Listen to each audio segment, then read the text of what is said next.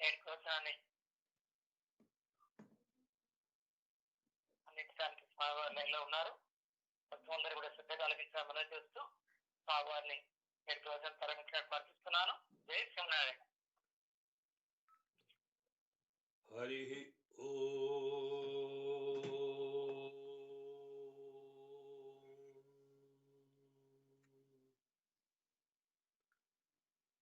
అస్మద్గురుభ్యో నమః. శ్రీమతే రామానుజాయ నమః. శ్రీమన్నారాయణ శరణౌ శరణం ప్రపద్యే. శ్రీమతే నారాయణాయ నమః. నీలాతుంగస్తనగిరితటీ సుప్తముద్బోధ్య కృష్ణం. నీలాతుంగస్తనగిరితటీ సుప్తం ఉద్బోధ్య కృష్ణం. పారార్త్యం స్వం శృతిశతశిరసిద్ధముధ్యాపయంతి. నీలాతుంగస్తనగిరితటీ సుప్తముద్బోధ్య కృష్ణం. పారార్త్యం స్వం శృతిశతశిరసిద్ధమధ్యాపయంతి. సోచ్ఛిష్టాయాం స్రజి నిగళితం. సోచ్ఛిష్టాయాం స్రజి నిగళితం యా బలాత్కృత్య భుంక్తే. గోదా తస్యై నమైదమిదం భూయ ఏవాస్తు భూయః. గోదా తస్యై నమైదమిదం భూయ ఏవాస్తు భూయః. ஆண்டாள் திவ்ய திருவடிகளே சரணம். மார்கழி திங்கள் மதி நிறைந்த நன்னாளால் நீராட பொதுவீர் பொதுமினோ நிருஜைர். மார்கழி திங்கள் மதி நிறைந்த நன்னாளால் நீராட பொதுவீர் பொதுமினோ நிருஜைர். சீருமல்குமயப்பாடி செல்வச் சிறுமீர்கள் கூர்வேல் கொழிந்துழலன் நந்தகோபன் குமரன். ஏறார்ந்த கண்ணி யசோதையிலம் சிங்கம். கூர்வேல் கொழுந்துழலன் நந்தகோபன் குமரன். ஏறார்ந்த கண்ணி யசோதையிலம் சிங்கம். கார்மேனி செங்கண் கதிரமதி ஜம்போல் முகத்தான். கார்மேனி செங்கண் கதிரமதி அம்போல் முகத்தான் நாராயணனே. கார்மேனி செங்கண் கதிரமதி அம்போல் முகத்தான் நாராயணனே. நமக்கே பறை தருவான். நாராயணனே நமக்கே பறை தருவான். பாரோர் புகழ படிந்தேலொரெம்பாவாய். நாராயணனே நமக்கே பறை தருவான். பாரோர் புகழ படிந்து ஏலோரெம்பாவாய். ஆண்டாள் திவ்ய திருவடிகளே சரணம். சமஸ்த பரிவாராய சர்வதிவ்ய மங்கள விக்கிரகாய ஸ்ரீபூநீலா சகிதாய ஸ்ரீமதே நாராயணாய நமः. హరి ఓం. పరమ పూజ్య భాగవతోత్తములారా, మన ఆండాళ్ళ తల్లి అనుగ్రహించినటువంటి ధనుర్మాస తిరుప్పావై వ్రత ఉత్సవంలో ఈనాడు మనం మొదటి పాశురం యొక్క విశేషాల్ని అమ్మ కృపతో సేవించబోతున్నాం.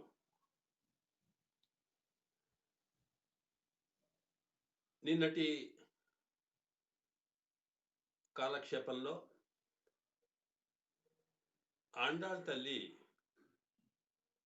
తాను ఈ లోకంలో ఎందుకు అవతరించిందో, తాను ఏ లక్ష్యాన్ని సాధించదలుచుకున్నదో ఆ అంశాన్ని మనం సేవించాం. ప్రకృతి మండలంలో ఉండి పరమాత్మకు దూరంగా ఈ సంసారంలో జీవిస్తున్నటువంటి జీవులు అనేక రకాల శ్రమలకు లోనవుతూ ఉంటే, జన్మ పరంపరను ఎత్తుకుతూ ఉంటే, ఈ బాధలను తాను మాతృమూర్తి కనుక వాత్సల్యపూర్ణమైనటువంటి తన స్వభావంతో తాను సహించలేక శ్రీ వైకుంఠంలో వేంచేసి ఉండే తల్లే జగన్మాత సాక్షాత్తుగా ఈ లోకంలో గోదామాతగా అవతరించిందని, తాను వచ్చి ఇక్కడ ఉన్నటువంటి అర్చాస్వరూపంలో ఉన్న పరమాత్మనే నిజమైన పరమాత్మ అని చెబుతూ, వైకుంఠంలో ఉండేటువంటి శ్రీ అల్పతి శ్రీమన్నారాయణుడికి పరవాసుదేవుడికి ఎన్ని రకాల శక్తులు కళ్యాణ గుణాలు ఉన్నాయో, ఎంతటి పూర్ణ స్వరూపుడు ఆయన, ఆ లక్షణాలన్నీ కూడా ఆ సర్వేశ్వరుడు ఎత్తిన ప్రతి అవతారంలో ఉన్నాయని చెబుతూ, అవి ఈనాడు మన కళ్ళ ముందు కనిపిస్తున్న సర్వేశ్వరుని యొక్క విగ్రహ రూపంలో అర్చా రూపంలో కూడా పరిపూర్ణమైన కళ్యాణ గుణములు, పరిపూర్ణమైన శక్తులు ఉన్నాయి. వాటిని మనము సేవించుకొని ఆ స్వామి యొక్క శక్తులు మన వైపు కలిగేట్టుగా, కృప కలిగేట్టుగా మనం ప్రవర్తిస్తే చాలు, మన కళ్ళ ముందున్న కనిపిస్తున్న అర్చామూర్తిలోనే మన దివ్యతత్వాన్ని అనుభవించవచ్చు అని మనకు ఉపదేశించడం కోసం, అలాగే ఎన్ని రకాల దోషాలు చేసిన వాత్సల్యమూర్తి కరుణామూర్తి అయిన సర్వేశ్వరుడు ఈ జీవులను క్షమించి తరింపచేయాలని స్వామిని బోధిస్తూ, ఇలా జీవాత్మ పరమాత్మల మధ్యన అనుసంధానాన్ని కలగచేసి వారికి ఉండే సంబంధాన్ని, అనుబంధాన్ని తెలియజేస్తూ ఉద్ధరింపు చేయడం కోసం తాను ఈ లోకంలో గోదామాతగా అవతరించిందని విన్నాం మనం. ఆవిడ తాను విష్ణు చిత్తుల వారి యొక్క దివ్య తిరుమాళిహలో, అలాగే శ్రీవిల్లిపుత్తూరులో వేంచేసి ఉన్నటువంటి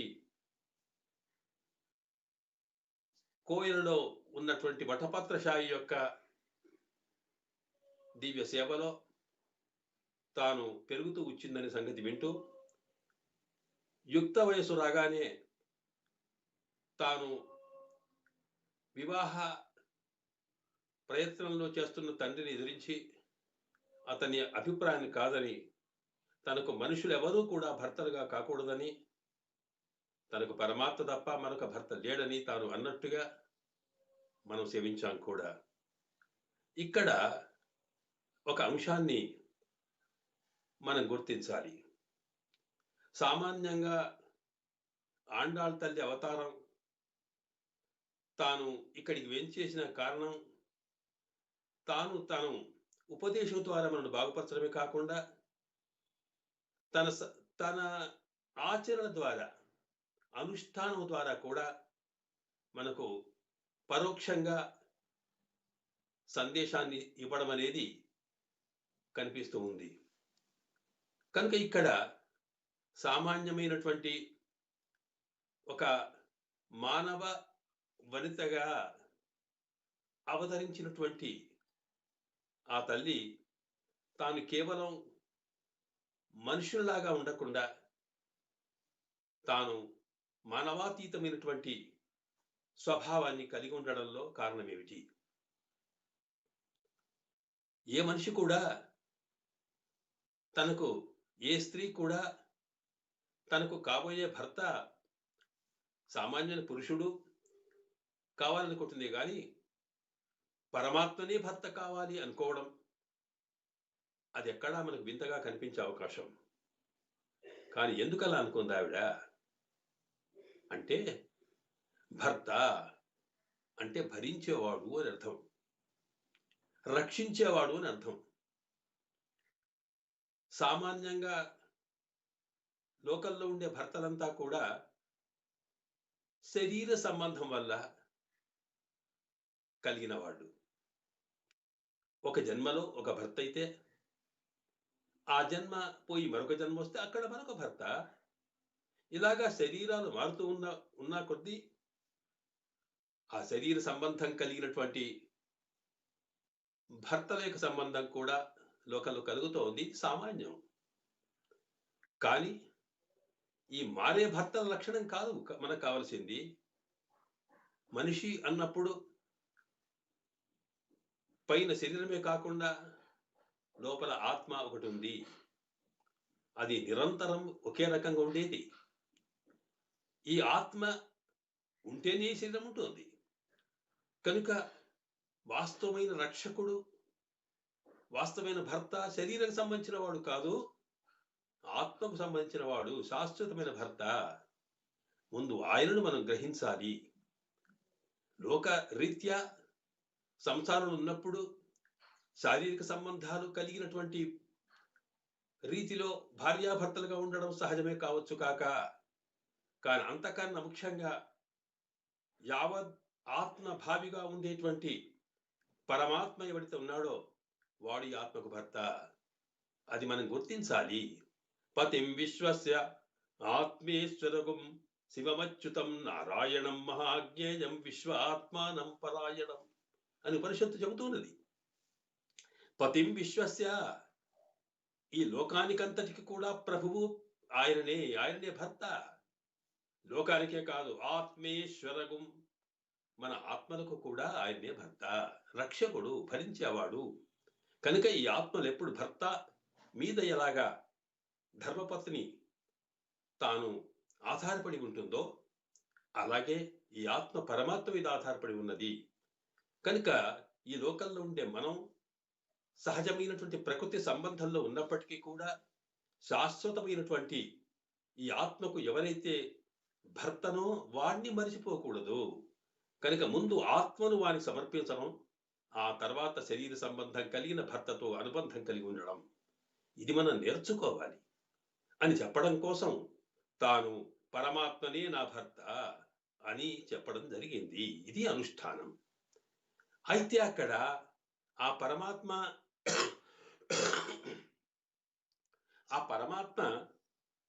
తన కళ్ళ ముందున్న విగ్రహం. అందువల్ల మన కళ్ళ ముందున్న విగ్రహమే మనకు ఈ ఆత్మకు భర్త భావించాలి అని చెప్పడం కోసం తాను కోవెల్లో ఉన్నటువంటి వటపత్రశాయిని తాను ప్రేమించినట్టుగా ప్రకటించుకున్నది. ఇది ఇందులో ఉండే రహస్యం. అందుకోసం ఆవిడ 2 మాలలు తయారు చేసింది అన్నారు. ఒకటి పూలమాల, రెండవది పామాల. పూమాల, పామాల 2 తయారు చేసిందని మన పెద్ద చెబుతున్నారు. పుష్పమాలను తాను ధరించి స్వామికి సమర్పించింది. ఎందుకో విన్నాం మనం. అంటే స్వామి కోసం పుష్పమాల సమర్పించింది. మరి పామాల పాటల రూపంలో ఉన్నటువంటి తిరుప్పావై దివ్య ప్రబంధమేత ఉందో అందులో ఉండే సందేశం మన కోసం ఇచ్చిందన్నమాట. అందువల్ల 2 మాలల్లో ఒకటి పరమాత్మకు సమర్పించింది తన కోసం. సోచ్చిష్టాయం సృజని గళితం యా బలకృత్య భుంక్తే అన్నారు భట్టర్ వారు లీలాతుంగ స్థలిగిరిదటి అనేటువంటి తనియలో. తాను ధరించినటువంటి ఆ పూలమాలని పరమాత్మకి ఇచ్చింది దేనికంటే బలాత్కృత్య భుంక్తే, లాక్కున్నదట స్వామిని తన వైపు వశము చేసుకోవడం కోసం పూలమాల సమర్పించింది. మరి పామాల ఆ స్వామికి వినిపించి ఆయన ప్రసాదంగా మనకు తెలపడం కోసం. ఇటు జీవులను అటు దేవుణ్ణి పరమాత్మను కలపవలసిన బాధ్యత తీసుకున్న తల్లి కనుక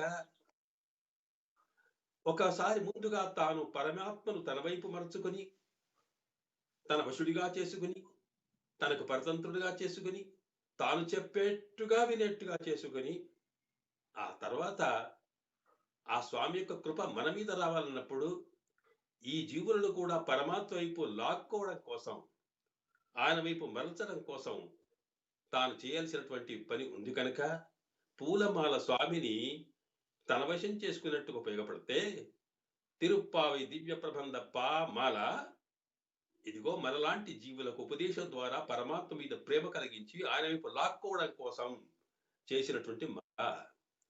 అయితే అది పరమాత్మకు సమర్పించి మనకు ప్రసాద రూపంలో ఇచ్చింది కనుక ముందుగా స్వామికి తాను పూలమాలను సమర్పిస్తూ పాటు పామాలను కూడా అందించి దాన్ని మనకిచ్చింది.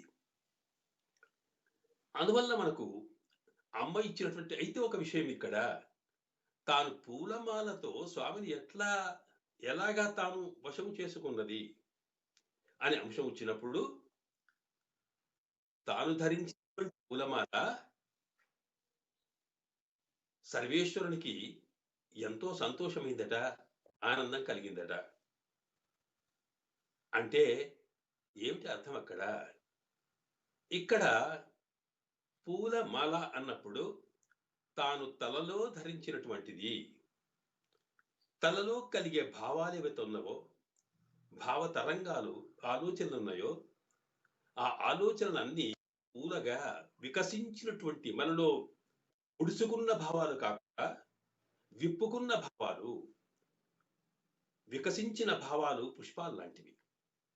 వాటినన్నిటినీ ప్రేమ, భక్తి, భగవంతుని మీద భక్తి అనే ఒక సూత్రంలో దారంలో బంధించి వాటిని స్వామికి సమర్పించింది. అందువల్ల శూరి కొడుతా తాను ధరించి ఇవ్వడం అంటే స్వామి కేవలం పైకి కనిపిస్తున్నటువంటి పుష్ప మాలకు మాత్రమే తాను ఆకర్షితు కాలేదు. భగవంతుని బంధించడానికి భక్తి సూత్రం ప్రధానమైంది. యోమే భక్త సమే ప్రియ, ఎవరు నా భక్తుడో నాకు అత్యంతమైన ప్రియుడు అన్నాడే భగవద్గీతలో కృష్ణ భగవానుడు. భక్తి క్రీతో జనార్దన, భక్తికి ఎలాగైనా సరే అమ్ముడుపోతాడట పరమాత్మ. అందువలన మనకి విష్ణు సహస్రనామంలో 2 మాటలు ఉన్నాయి. విజితాత్మ, విధేయాత్మ అని 2 మాటలు ఉన్నాయి. విజితాత్మ అంటే ఆ పరమాత్మను ముందు మనం జయించాలి, ఆయన జయింపబడాలి. అంటే ఆయనను మనవాడిగా చేసుకోవాలి. దానికోసము మనం ఉపయోగించేది భక్తి మాత్రమే. ఎప్పుడైతే ఆయన మన పరభక్తి, పరజ్ఞాన, పరమాభక్తికి, అత్యంతమైన భక్తికి స్వామి పరవశుడవుతాడో అప్పుడేమవుతాడు ఆయన? మనకు పరతంత్రుడవుతాడు ఆయన. మనం ఎలా చెబితే అలా వింటాడు ఆయన. కనుక విజితాత్మ అంటే ముందు ఆయనను జయిస్తే విధేయాత్మ, మనం చెప్పినట్టుగా మారుతాడట. కనుక అమ్మ తాను ఏ పుష్పమాల అయితే సమర్పించిందో అది తనలో ఉన్న మానసిక భావాలని ప్రేమతో నింపి, భక్తితో నింపి స్వామికి సమర్పించింది కనుక అందువల్ల స్వామి తాను వశుడైనాడని అర్థం, దానివల్ల తాత్పర్యం. అలాగే తాను గానము చేసిందైతే ఉన్నదో ఆ గానమంతా కూడా మనకు ఉపదేశం చేసింది. ఉపదేశం చేసేది సాధారణంగా మనకు అన్ని రకాల భగవతత్వాన్ని అందించేది శాస్త్రం మాత్రమే. శాస్త్రాత్ వేద్మీ జనార్దనం అంటారే. శాస్త్రం అంటే వేదం, వేదాత్ శాస్త్రాత్ పరం నాస్తి. వేదము తప్ప వేదం యొక్క అర్థం చెప్పేటువంటి పురాణాలు, ఇతిహాసాలు ఇవన్నీ కలిపి శాస్త్రాలు అంటాం. అంటే మన కంటికి కనిపించని, ఇంద్రియాలకు అందనటువంటి పరమాత్మ తత్వమును మనకు తెలుసుకోవడం కోసం శాస్త్రం మాత్రమే ప్రమాణం. కనుక ఆ వేదములో ఏమి చెప్పి ఉందో, పరమాత్మను మనం ఎట్లా అనుగ్రహిస్తామో, పరమాత్మను మనం ఏ రకంగా మనం పొందవచ్చునో ఆ అంశాలన్నీ కూడా వేదంలో చెప్పి ఉన్నాయి. కనుక ఆ వేదములో చెప్పిన అంశాలనే మన ఆండాళ్ తల్లి మన కోసం మన శక్తిని దృష్టిలో పెట్టుకొని దాని సారాంశంగా తాను 30 పాశురాల్లో తాను గాన రూపంలో అందిస్తూ మనకు సందేశాన్ని ఇచ్చింది. అంటే అమ్మ 2 రకాల తిరుప్పావి చేసిందన్నమాట. ఒకటేమో తాను శ్రీదేవి శుభమైన అంటే పావై అంటే నోమును ఆచరించింది తిరుప్పాయి వ్రతాన్ని. అలాగే అంటే శుభకరమైనటువంటి అంటే పాటల యొక్క మాలను అందించింది అన్నమాట. కనుక ఇక మనము అమ్మ చూపినటువంటి మార్గంలో స్వామిని అర్చించుకున్నాం. పుష్పమాల సమర్పించుకున్నాం, స్వామిని ప్రార్థించుకున్నాం ప్రతిరోజు బ్రాహ్మీ ముహూర్తంలో. ఇక ఆ తర్వాత అమ్మ మనకు అనుగ్రహించిన ఆ దివ్య ప్రబంధంలో నుండి వేద సారం ఏమిటో దాన్ని మనం అర్థం చేసుకోవాలి. దీనికోసమే ఈ 30 పాసురాలు మనకు కనిపిస్తూ ఉన్నాయి. ఆ 30ని కూడా తాను ఒకేసారి ఉంచకుండా ఒక సామాన్యమైన చంటి పిల్లకి తల్లి ఒకేసారి అన్నము ముద్దంతా పెట్టకుండా నెమ్మదిగా నెమ్మదిగా చిన్నగా చిన్నగా ఎలాగా ఆకర్షిస్తూ చిన్నగా చేసి పెడుతుందో అలాగే సకల వేద సారాన్ని కూడా తాను 30 పాసురాలు పెట్టినప్పటికీ కూడా ఆ వేదంలో చెప్పిన ఒక్కొక్క అంశాన్ని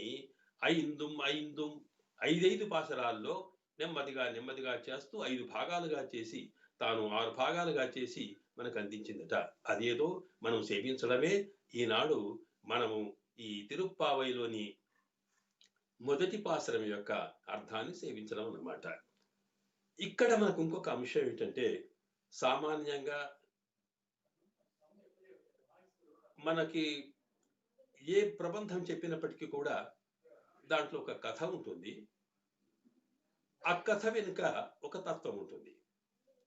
వాస్తవానికి వేదసారం తిరుప్పావై తెలుపుతుంది అన్నప్పుడు మరి మనకేమో అంత కృష్ణ కథలాగా కనిపిస్తూ ఉందే, ఇందులో వేదం ఎక్కడుంది అని అనిపిస్తుంది. కానీ ఆ కథను చెప్పి ఆ కథ ద్వారా అందించగలిగేటువంటి తత్వమే మనకి తర్వాత తెలుస్తుంది. దాన్నే మనము స్వాపదేశం అంటాం, అంటే అంతరార్థం అన్నమాట. కనుక మనము ఈ పాసురాల్లో ఉండేటువంటి తత్వాన్ని అర్థం చేసుకున్నప్పుడు ముందు కథను సామాన్యంగా తెలుసుకొని దాని ద్వారా మనకు అందుతున్న దివ్య సందేశం ఏమిటి, అంతరార్థం ఏమిటో కూడా తెలుసుకోవాలి.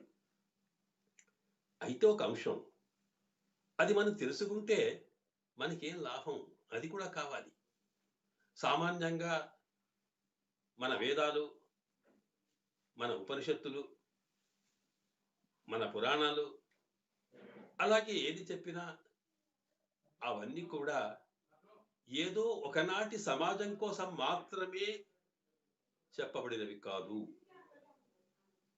మానవ సమాజం ఉన్నంత వరకు మానవుల యొక్క సమస్యలన్నీ ఒకే రకంగా ఉంటాయి కనుక ఆకలి, దప్పి, నిద్ర అన్నీ ఒకే రకంగా ఉంటాయి కనుక అలాంటి సమస్యలు కూడా ఎన్నో ఉంటాయి కనుక మనకు అందించినటువంటి శాస్త్ర చెప్పిన ప్రతి అంశం సకల కాలాల్లో ఎన్ని యుగాలైనప్పటికీ కూడా ఆయా కాలాల్లో ఆయా సామాజిక సమస్యలను కూడా పరిష్కరించగలిగేటువంటి దృష్టిలో శాశ్వతమైనటువంటి దివ్య సందేశం మనకు అందులో కనిపిస్తుంది. కనుక తిరుప్పావై దివ్య ప్రబంధాన్ని మనం సేవించినప్పుడు కూడా అందులో అమ్మ ఆచరించి చూపిన కథలే కాకుండా ఆ కథ ద్వారా మనకు అందేటువంటి దివ్య సందేశాన్ని వినడి అది ఈనాటి మన సమాజానికి అలాగే మన నిత్య జీవితానికి అది ఎంతవరకు ఉపయోగపడుతున్నది, దాన్ని ఎలా అమలుపరిస్తే మనం ఈనాడు సుఖశాంతులతో జీవించగలుగుతాము అనేటువంటి అంశాన్ని కూడా మన తల్లి అందులో ఇమిడ్చింది. సాధారణంగా తిరుప్పావై అనగానే అది ఏదో ఒక దివ్య ప్రబంధమని ఆధ్యాత్మిక విషయం మాత్రమే చెబుతుంది అనేటువంటిది ఇంతదాకా మన ఆలోచనలో ఉన్న అంశం. అది ముఖ్యమే, కానీ ఆధ్యాత్మిక పునాదుల మీద ప్రశాంతమైనటువంటి శాంతి సౌఖ్యాలతో జీవితం గడపగలిగేటువంటి లౌకిక లక్షణాలని కూడా ఇందులో ఇమిడి ఉన్నాయనే సంగతిని మనం ఆవిష్కరించుకొని తెలుసుకోవాల్సి ఉంది. కనుక మనం ఆ దృష్టితో ఈ తిరుప్పావైని సేవిస్తాం. ఇందులో నిన్న మనం విన్నాం, ముందుగా అమ్మ తాను పరమాత్మనే భర్తగా పొందాలి అనుకున్నది. కానీ ఆ పరమాత్మ ఎక్కడ ఉంటాడు, ఎలా దొరుకుతాడు, ఏం చేస్తే తనకు భర్తగా కాగలుగుతాడు అనేటువంటి తాను వెతుకులాటలో ఒక ముఖ్యమైనటువంటి అంశాన్ని దొరికించుకున్నది.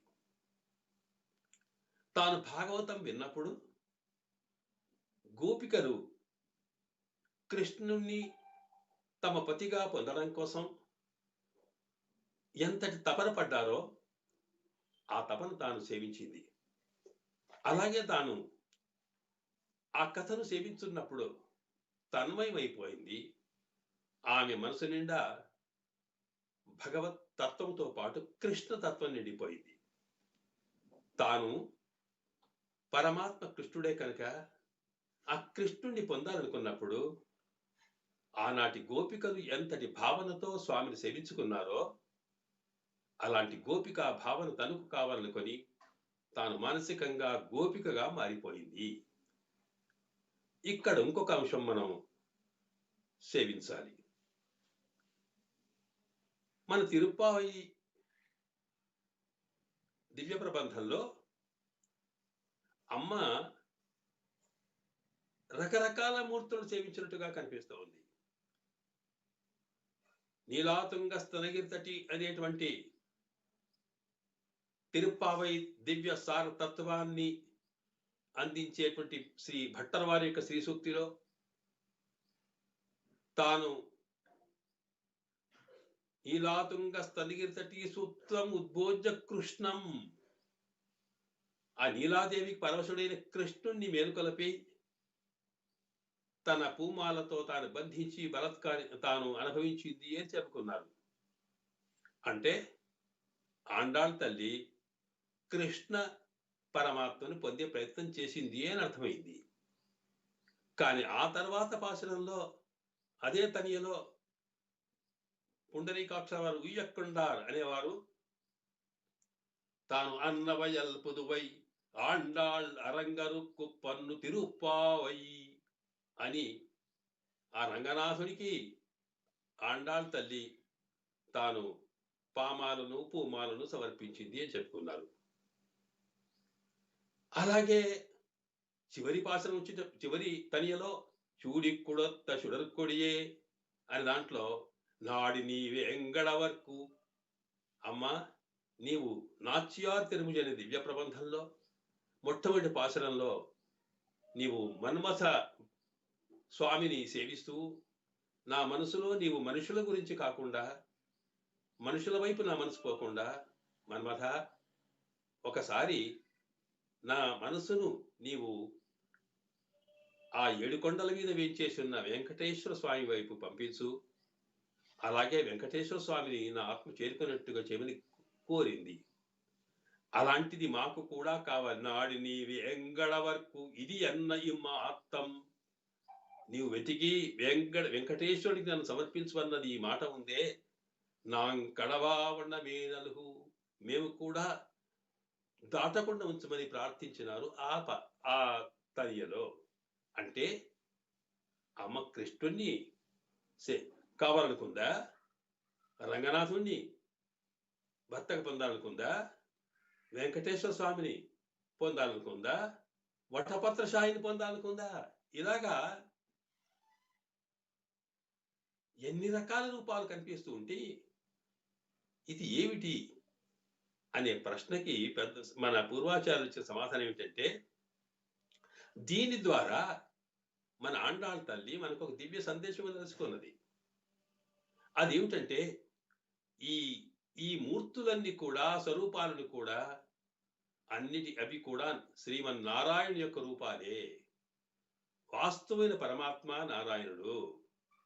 ఆ నారాయణుడే తాను కృష్ణుడిగా, ఆ నారాయణుడే వివిధ రూపాల్లో వెంకటేశ్వర స్వామిగా ఇలా కనిపిస్తాడు కనుక తనకు పొందేటువంటి భర్త ఎవరు? ఇంతకుముందు చెప్పుకున్నామే, ఆత్మేశ్వరగం శివమచ్యుతం నారాయణం అని నారాయణుడే ఆత్మేశ్వరుడు అన్నప్పుడు ఆ నారాయణుని ఏ రూపం చూసినప్పటికీ అది కృష్ణ రూపమా, అది రామరూపమా, అది నరసింహ రూపమా, లేకపోతే మరి రంగనాథుడా, వటపత్రశాయ, ఏదైనప్పటికీ కూడా సర్వం కూడా శ్రీమన్నారాయణ యొక్క వివిధ రూపాలు అనే భావనతో ఆమె సేవించింది కనుక ఇక్కడ మనకి పరాత్పరుడు నారాయణుడని, సర్వరూపాలు నారాయణ సంబంధించినవని, మనం మనకుండేటువంటి ఇష్ట దైవం ఏ రూపంలో పొందినప్పటికీ కూడా ఆ నారాయణునే మనం పొందుతాము అని అంటూ నారాయణుడే ఆత్మకు సర్వవిధమైనటువంటి పోషకుడు, రక్షకుడు అనే అంశం తెలపడం కోసం ఆచరణలో ఒకసారి రంగనాథుణ్ణి, ఒకసారి కృష్ణుణ్ణి, ఒకసారి మరొక స్వామిని పూజించిందని కనుక ఈ తత్వాన్ని ముందు గుర్తించాలి. కనుక తిరుప్పావై ద్వారా తాను కృష్ణ వ్రతం చేసిన తాను చెప్పదలుచుకున్న అంశము ఇది నారాయణుడే సర్వవ్యాపకుడైన వాడు. దానికి మన పెద్దలు ఉదాహరణ ఇచ్చినారు. నీరుందనుకోండి, ఆ నీరు రకరకాల దశల్లోకి మారుతోంది. ఆవిరిగా మారవచ్చు, ఆవిరి నీరే. మేఘంగా మారవచ్చు, మేఘము నీరే. మంచుగా మారవచ్చు, మంచుగడ్డ నీరే. చిన్న చిన్న బిందువులుగా మారవచ్చు, అది నీరే. కనుకనే ఒక నీరే ఇన్ని రకాల రూపంలో ఉన్న బిందువు సామాన్యమైనటువంటి నీటి బిందువుని నీరంటాము, ఆవిరిని నీరంటాము, మేఘాన్ని నీటి ముద్ద అంటాము. ఎక్కడ చూసిన నీరే అనుకున్నప్పుడు అన్నిటికీ మూలం నీరు ఎలాంటిదో అలాగే సర్వరూపాలకి, సర్వ లక్షణాలకి, సర్వస్వరూపాలకి కూడా నారాయణుడే మూలము. కనుక ఏది ఆశ్రయించిన నారాయణుడే అనేది ఇది ఆళ్వార్లందరూ కూడా అనుభవించినటువంటి తత్వము అమ్మ తనకు చెప్పదలుచుకున్నది. అందువల్లనే మనకు ఉపనిషత్తు కూడా ఆపోవా ఇదకం సర్వం విశ్వాభూతాన్యాపహ సమ్రాడాపహ విరాడాపహ సర్వం కూడా ఆపోవా ఇదకం సర్వం అంతా నీరే నీరే నీరే అంటే అర్థం ఏమిటి? ఆ నీరు మూలము, మిగతాదంతా మారుతుంది. ఆపహ అనేటప్పటికీ పరమాత్మనే ఆపో నారాయణ ప్రోక్త అని. కనుక అది మరొక రకంలో చెప్పినప్పుడు నారాయణుడే సర్వవ్యాపకుడు అని చెప్పుకున్నామే. అలాగా ఆ దృష్టితోటి తాను స్వామి ఏ రూపంలో ఉన్నప్పటికీ కూడా తాను అనుగ్రహించాలి అనే ఉద్దేశంతో తాను వెంకటేశ్వర స్వామికి శరణాగతి చేసింది. అలాగే తాను రంగనాథుని పొందే ప్రయత్నం చేసింది. ఇన్ని రకాల తాను చేయడానికి ఇది ఉద్దేశమట. అయితే ఒకటి, అన్నిటికన్నా సులభంగా తనకి ఇష్టమైనటువంటి తత్వం కృష్ణ తత్వం కనుక అందులో కృష్ణుడు గోపికలకు పరవశుడు. అందువల్ల కృష్ణుణ్ణి పొందాలనుకున్నప్పుడు తాను గోపికా భావంలోకి వెళ్ళింది. ఇక్కడ కూడా మరొక విషయం ఏంటంటే, సామాన్యంగా మనము ఏ దేవతను ఆశ్రయిస్తామో, ఏ దేవత యొక్క అనుగ్రహం మన మీద కావాలనుకుంటామో, ఏ రూపం యొక్క అనుగ్రహం మనకు కావాలనుకుంటామో ఆ రూపాన్ని మనము పొందాలి. అది పొందడానికి అలాంటి మానసిక స్థితి మనకు రావాలి. కృష్ణ తత్వాన్ని మనం అనుభవించాలనుకుంటే గోపికలుగా మనం మారిపోవాలి. రామతత్వాన్ని మనం అనుభవించాలనుకుంటే ఆంజనేయ తత్వంలోకి వెళ్ళాలి. అలాగే నరసింహతత్వాన్ని అనుభవించాలనుకుంటే మనం ప్రహ్లాద తత్వంలోకి వెళ్ళాలి. అలాంటప్పుడు మాత్రమే ఏ రూపంలో ఉన్న స్వామి మనకు అందుబాటులో ఉంటాడు. కనుక తన్మయం కావడం అంటాం మనం. ఇది అలాంటి తన్మయత స్థితికి వెళ్ళడం కోసం తాను గోపిగా మారింది ఆండాళ్ తల్లి. కనుక ఇప్పుడు ఆమె భావన లోపల ఇప్పుడు ఆమె మానసికమైనటువంటి స్థితిలోకి వెళ్ళింది. ఇక్కడ మనకి పరమాత్మను అనుభవించడంలో కొన్ని దశలు ఉన్నాయి. ప్రధానంగా సామాన్యంగా కళ్ళ ముందు కనిపించే విగ్రహాన్ని అర్చిస్తూ ఉన్నాం. ఆ తర్వాత మానసిక స్థితికి వెళ్ళేటప్పటికీ ఆ మానసిక స్థితిలో అద్భుతమైన స్వామి యొక్క దివ్యతత్వం అంతా మనకు కనిపించాలి. ఆ కనిపించినప్పుడు స్వామి యొక్క కళ్యాణ గణములు, స్వామి శక్తులన్నీ కూడా దృష్టికి రావాలి. ఆ అనుభవం ఎప్పుడైతే వస్తుందో మానసిక తన్మయత ఏర్పడినప్పుడు మనం ఎక్కడున్నామో, ఏ రూపంలో ఉన్నామో కనిపించకుండా సర్వము కూడా తన్మయంగా కనిపిస్తూ ఉంది. ఎక్కడ ప్రేమ ఉంటుందో, ఎవరిని మనం బాగా ప్రేమిస్తామో అలాంటి వాడి మీద ప్రేమను చూచినప్పుడు ఆ వ్యక్తిని ఎవరు చూసినా అలాగే కనిపిస్తాడు. అలాగే ఇక్కడ కూడా గోపీ భావనలో కృష్ణతత్వాన్ని అనుభవిస్తున్న ఆవిడ ఇప్పుడు సామాన్యమైన అండాలుగా కాకుండా తాను గోపీ గోదా అయిందన్నమాట.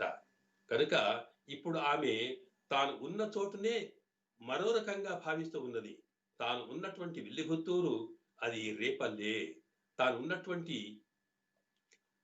ఉన్నటువంటి ఆ కోవెల అయితే ఉందో అక్కడ ఉన్నటువంటి విష్ణు చిత్తుల వారి చేత మాలాలంకృతులుగా చేయబడేటువంటి ఆ స్వామి వటపత్రశాయే కృష్ణుడిగా భావించిపోయింది. అలాగా పక్క ఉన్న వాళ్ళంతా కూడా ఎక్కడ చూసినా గోపికలే గోపికలే గోపికలే కనిపిస్తున్నారు. అందువల్ల ఎవరు పిలిచినా గోపి గోపి గోపి అంటుంది. ఎక్కడ చూసినా కృష్ణ కృష్ణ కృష్ణ అంటుంది. ఆ స్థాయికి వెళ్ళినప్పుడు మాత్రమే భగవత్ తత్వం అనేది మనలో జీర్ణించిపోతుంది. మనల్ని మనం మర్చిపోతాం.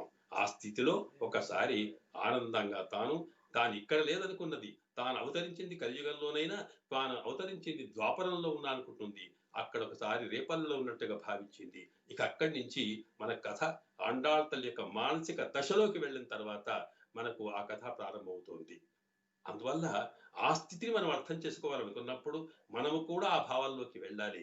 మనం ఎక్కడున్నామో, ఏ ఇంట్లో ఉన్నామో, ఏ ఊళ్ళో ఉన్నామో అదంతా మరిచిపోయి మనము కూడా అమ్మవారితో పాటు అదే ద్వాపర యుగంలో, అదే రేపల్లెలో, అదే స్థితిలో ఉన్నటువంటి స్థితిలోకి వెళ్ళినప్పుడు మాత్రమే అమ్మ చెప్పిన దివ్య సందేశాన్ని మనం స్పష్టంగా గ్రహించగలుగుతాం. అందువల్ల ఆ స్థితిలోకి మనం వెళ్ళడమే ఇక్కడ తిరుప్పావి యొక్క ముఖ్య లక్షణం అన్నమాట. తాను ఏం చేసింది? కృష్ణ అవతార కాలంలో సందర్భాన్ని చెప్పుకుంటూ రేపల్లెలో తాను కూడా ఒక గోపికగా ఉందట. రేపల్లెలో కృష్ణుడు అవతరించిన తర్వాత కృష్ణ అవతారంలో కలిగే లీలలన్నీ మనకు తెలుసు గనక ఆయన రకరకాల లీలలు చేస్తూ ఉంటే అవన్నీ కూడా సామాన్యంగా బాల చేష్టలన్నీ కూడా బ్రహ్మ చేష్టలే అనేది మనకు భాగవతం చెబుతూ ఉంది. అయినప్పటికీ కూడా సామాన్యమైనటువంటి గొల్లలు కనుక, ఆ గొల్ల లక్షణాలు ఉన్నవాళ్ళు కనుక వాళ్ళంతా కూడా వృద్ధులైన గొల్లలైన వాళ్ళు కృష్ణుణ్ణి సామాన్యమైన ధూర్తుడిగా అనుకోవడం, అలాగే కొంతకాలం దాకా ఈ గోపికలతో తాను పెరిగినటువంటి కృష్ణుడు పెద్దవాడైన తర్వాత ఈ గోపికలు కూడా కాస్త యుక్త వయస్సు అయిన తర్వాత కృష్ణునితో తాము తిరుగుతూ ఉంటే ప్రమాదం జరుగుతుందనే ఉద్దేశంతో వాళ్ళందరినీ దాచిపెట్టడం, కృష్ణునితో కలవకుండా చేయడం చేసిన కారణంగా అప్పుడు సామాన్యంగా ఆ కృష్ణుడు వీళ్ళని పొందడం కోసం తాను ఒక విధమైనటువంటి అకాల కరువును తాను సృష్టించడం, క్షామాన్ని సృష్టించడం, వర్షాలు లేకుండా చేయడం ఇదంతా జరిగిందని, అప్పుడు వర్షం మీద పాడి పంటల మీదనే ఆధారపడి గోవుల మీదనే ఆధారపడేటువంటి గొల్లలు అయ్యయ్యో ఇది ఏం చేస్తే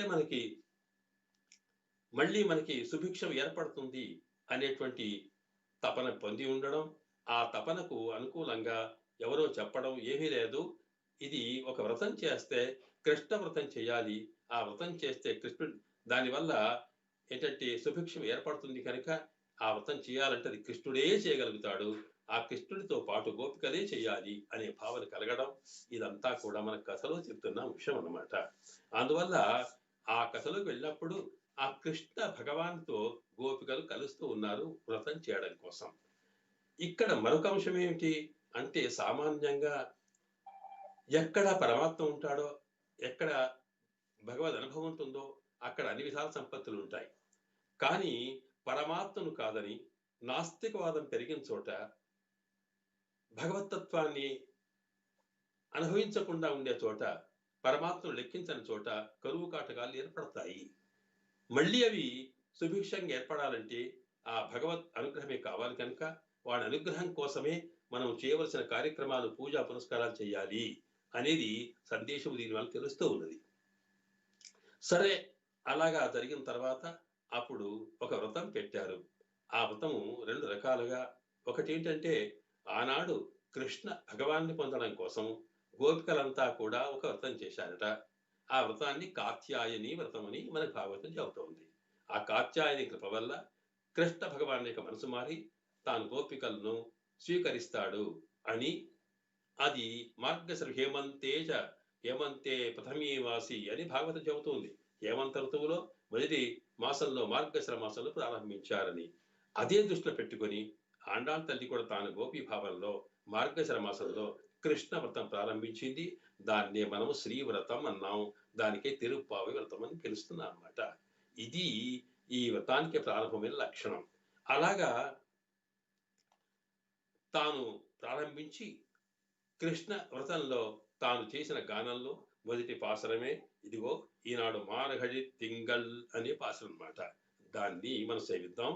మార్గళి తింగల్ మది నిరయిందనన్నారాల్ நீராட பொதுவீர் பொதுமினோ நிறுவீர் சீருமல்குமயப்பாடி செல்வச் சிறுமீருகாள் கூர்வேல் கொழுந்துஜலன் நந்தகோபன் குமரன் ஏரார்ந்த கண்ணி யசோதையிலம் சிங்கம் கார்மேனி செங்கண் கதிரமதியம் போல் முகத்தான் நாராயணனே நமக்கே பறை தருவான் பாரோர் புகழ படிந்து எலோரெம்பாவாய்.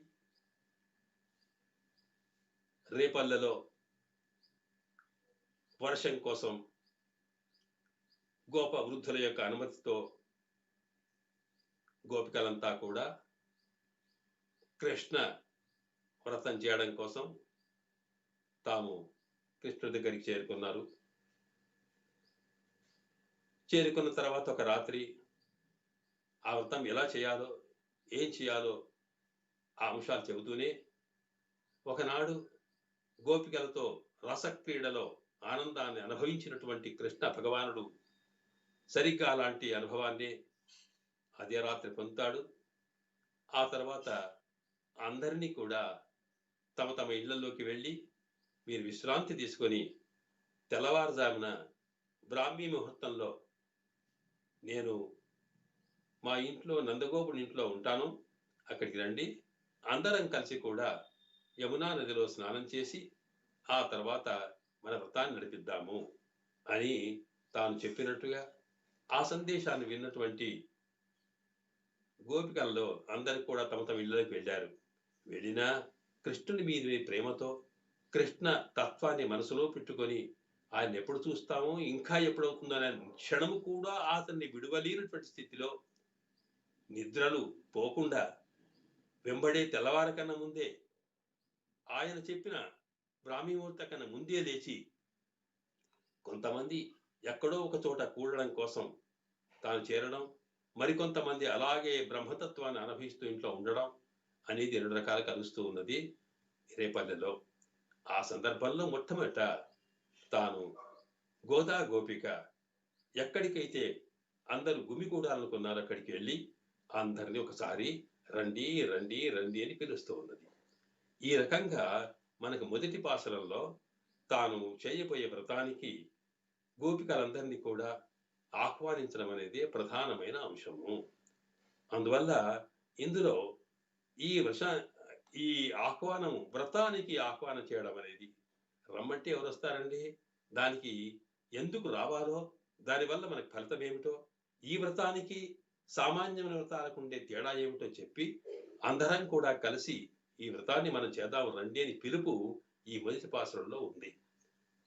ఈ మొత్తం పాసురంలో అమ్మ వ్రతానికి సంబంధించిన ముహూర్తం రావడం, సరి అయిన ముహూర్తం దాటక ముందే మన వ్రతం చేద్దామని చెప్పడం, ఈ వ్రతాన్ని ఎవరు చేయగలుగుతారో, ఈ వ్రతంలో పాల్గొనడానికి అధికారులు ఎవరో, ఆ వ్రతాన్ని పొందించేవాడు ఎవరో, దానివల్ల కలిగే ఫలితం ఏమిటో, ఆ ఫలితాన్ని ఇచ్చేవాడెవడో, ఇవన్నీ అంశాలు వివరిస్తూ మనకి ఈ పాసురాన్ని చెబుతోంది. మన పెద్ద వ్యాఖ్యాతలు ఈ పాసురం యొక్క అర్థాన్ని వివరిస్తూ ఒక మాట చెప్పారు. మొత్తం తిరుప్పావైలో 30 పాసురాల్లో ఉన్నటువంటి అర్థమంతా కూడా ఈ మొదటి పాసురంలోనే అమ్మ మనకు కృప చేసింది. అంటే మొదటి పాసురము తర్వాత మిగతా పాసురాలన్నీ కూడా ఇందులో ఉన్న ఒక్కొక్క అంశాన్నే వివరిస్తున్నవి అని చెప్పడం జరిగింది.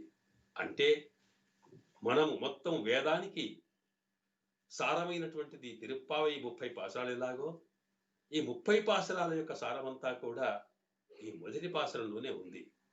కనుకనే దాన్ని కాస్త మనం జాగ్రత్తగా సేవించాల్సిన అవసరం ఉందన్నమాట.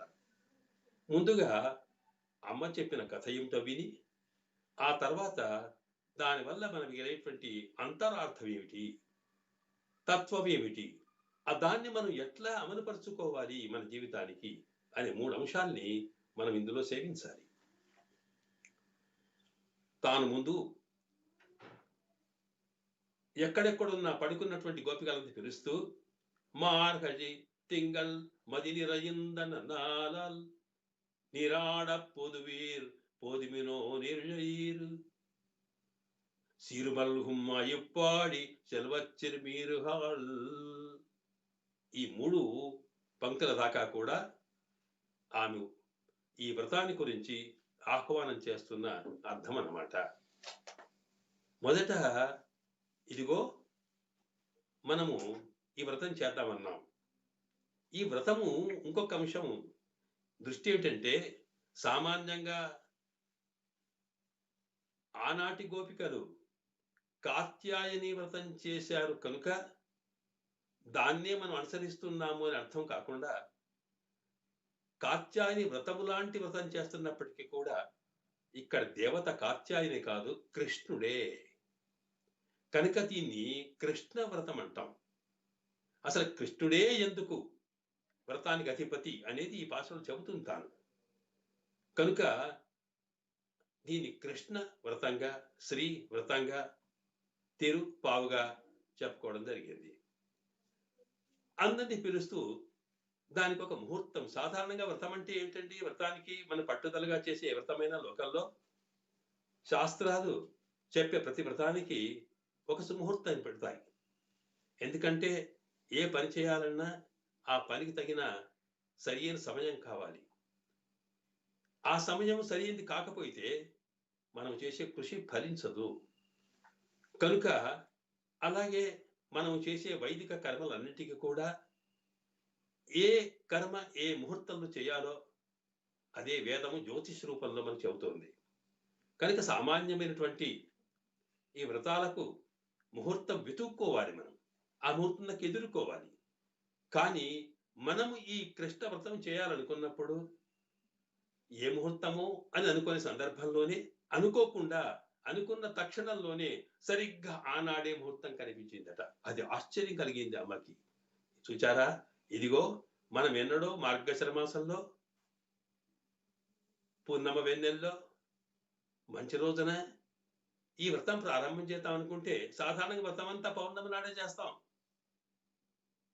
సత్యనారాయణ వ్రతాలు చేసేవారు పౌర్ణమి నాడు చేస్తారు. అంటే పౌర్ణమి నాటి ఉండే ప్రత్యేకత అలాంటిదన్నమాట. భగవత్ సంపూర్ణమైన కృప అందులో కలుగుతోంది.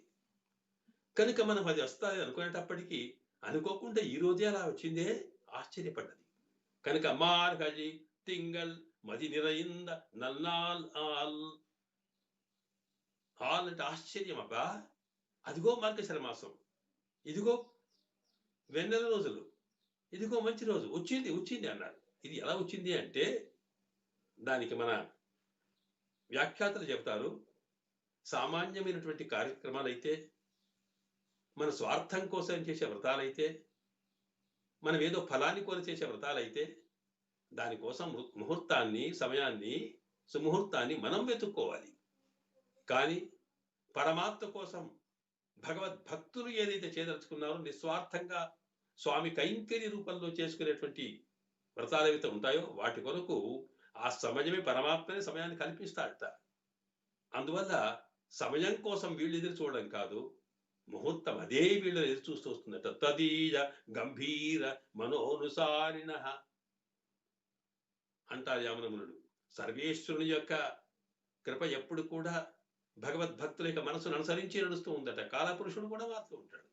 అందువల్ల ఆశ్చర్యం అని చెప్పి మనం ఇంతకు ముందు ఏదైతే ధనుర్మాసంలో మార్గశిర మాసం యొక్క కలయిక వల్ల కలిగేటువంటి వైభవం ఏది సేవించామో అదంతా ఇంతటి సుముహూర్తం వచ్చింది కనుక రండి మనం అనుకున్న వ్రతం చేద్దామని పిలుస్తూ ఉందన్నమాట. ఇందులో మార్గజి తింగల్ మది నిరయిందనన్నారాల్ ఎందుకు పిలిచింది అంటే నీరాడ పొదు వీరు.